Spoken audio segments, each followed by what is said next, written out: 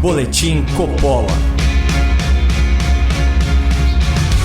Sejam muito bem-vindos ao Boletim Coppola sobre a antecipação do segundo turno nas eleições de 2022. Isso porque, diante dos resultados das pesquisas de intenção de voto e levando em conta a ausência de candidaturas alternativas minimamente viáveis, o eleitor está sendo instado a fazer o seu juízo de segundo turno já na primeira etapa eleitoral. E isso pode ser constatado estatisticamente. Essa semana nós fizemos aqui no Boletim uma defesa improvável das pesquisas eleitorais como fontes confiáveis para o desenvolvimento de análises políticas. Nosso argumento se apoiou na premissa de que a leitura mais correta desses levantamentos passa pela observação das tendências e não dos números do momento. Em outras palavras, é a diferença entre olhar para uma fotografia e assistir a um filme. E vamos combinar que um filme nada mais é que uma série de imagens estáticas em movimento. Um conjunto de instantes capturados em sequência que nos proporciona mais elementos para interpretar a realidade presente e antecipar cenários futuros. E o enredo desse filme eleitoral de 2022 caminha para uma situação de equilíbrio de forças entre os dois antagonistas que polarizam a disputa. A questão é que um dos candidatos permanece estagnado, enquanto o outro, paulatinamente, ganha terreno. Foi divulgada ontem a última pesquisa Poder Data de intenção de voto para as eleições presidenciais de 2022. A diferença entre Lula e Bolsonaro voltou a cair e agora está em 5 pontos no primeiro turno. Ou seja, apenas 1 ponto de folga para o petista se levarmos em conta a margem de erro de 2 pontos para mais ou para menos. Há 15 dias, no final de março, a Poder Data indicava uma diferença de 9 pontos percentuais a favor de Lula. Há um mês, 10 pontos. Em fevereiro, 11 pontos. E em janeiro passado, Lula liderava com 14 pontos de vantagem, quase o suficiente para levar a eleição no primeiro turno. Todos esses levantamentos foram feitos pelo mesmo instituto, seguindo a mesma metodologia, e os dados apontam uma tendência muito clara: o crescimento da candidatura de reeleição do presidente da República. E aqui tem um fato curioso que merece ser pontuado. Segundo as pesquisas referentes ao primeiro turno, é Bolsonaro que está crescendo e não o Lula que está caindo. Desde o começo do ano, o petista tem oscilado aí dentro da margem de erro na casa dos 40 pontos percentuais. Foi o Bolsonaro que aumentou aí de 28% para 35% as suas intenções de voto, reduzindo a diferença entre os candidatos. E nós podemos afirmar com certa segurança que esses votos vieram de outros pré-candidatos daquela chamada terceira via. Isso porque o número de votos brancos e nulos se manteve o mesmo desde janeiro, oscilando aí na faixa de 5% a 7%, com outros 4% ou 5% do eleitorado ainda indeciso. Só para efeito de comparação, em maio de 2018, nas eleições passadas, o número de eleitores que declaravam voto branco ou nulo no primeiro turno era de 28% e outros 8% se diziam indecisos. Assim, considerando o número pequeno de eleitores sem candidato e a desidratação das candidaturas da chamada terceira via, a tendência é que o primeiro turno de 2022 seja, na verdade, um ensaio ou até uma antecipação do segundo turno. E quando nós analisamos os números da Poder Data para o segundo turno, as coisas não vão muito bem para o lado do partido quadrilha. A vantagem de Lula sobre Bolsonaro, que em setembro do ano passado era de 25 pontos, em janeiro desse ano 22 pontos e há 15 dias 12 pontos, agora é de apenas 9 pontos percentuais.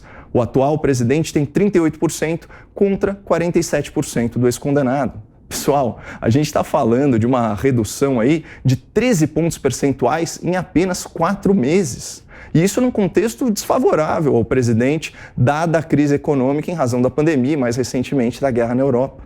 Ainda assim, os números favorecem Bolsonaro. A Poder Data analisou a tendência da seguinte forma, aspas, as oscilações de Lula e Bolsonaro a cada 15 dias nesse ano foram sempre dentro da margem de erro de 2 pontos percentuais da pesquisa, mas, incrementalmente, foram indicando um quadro de convergência entre os dois candidatos.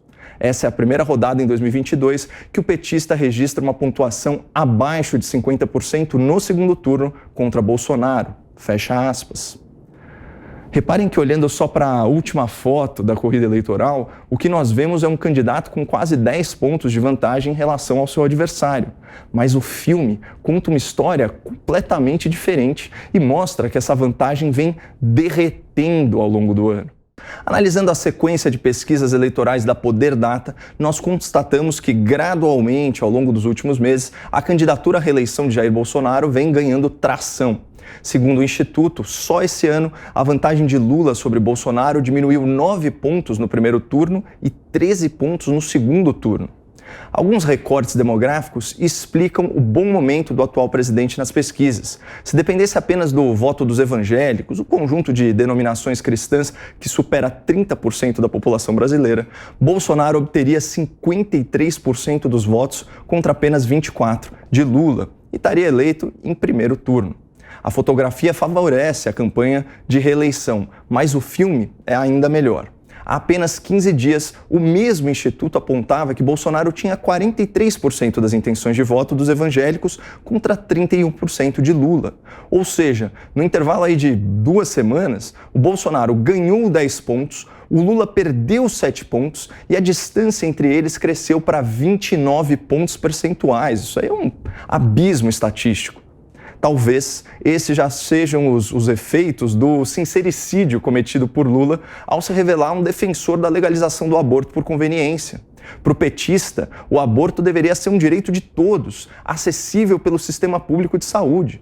E o Lula ainda acrescentou que, como o planeta Terra não possui recursos suficientes para suprir a humanidade, uma política de saúde pública pró-aborto garantiria padrões mínimos de qualidade de vida. Pelo menos para aqueles que não morressem abortados nos leitos do SUS. Mas além de afugentar o público evangélico, Lula fez declarações hostis à classe média, alegando que o brasileiro consumia demais, muito além do necessário. O petista, que é dono de cobertura e usa relógio importado de quase R$100 mil, alegou que bastava as famílias brasileiras terem uma TV por domicílio, insinuando também que deveria haver algum tipo de controle na forma como as pessoas gastam o dinheiro que é fruto do seu trabalho.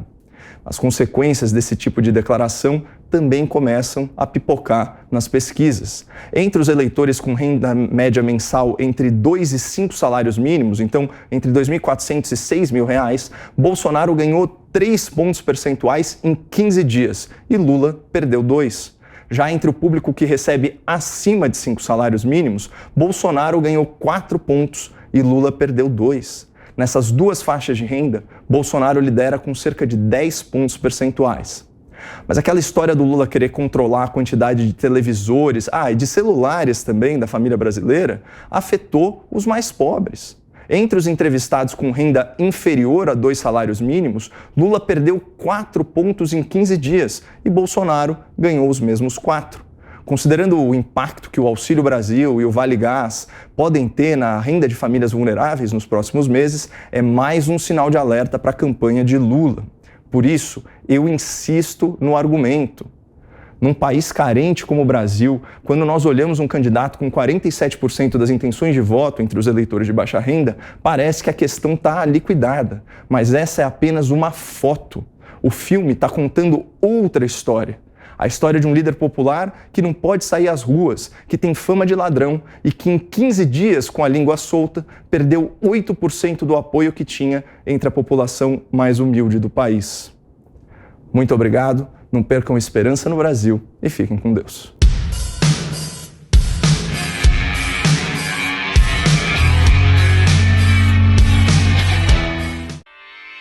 Realização Jovem Pan News.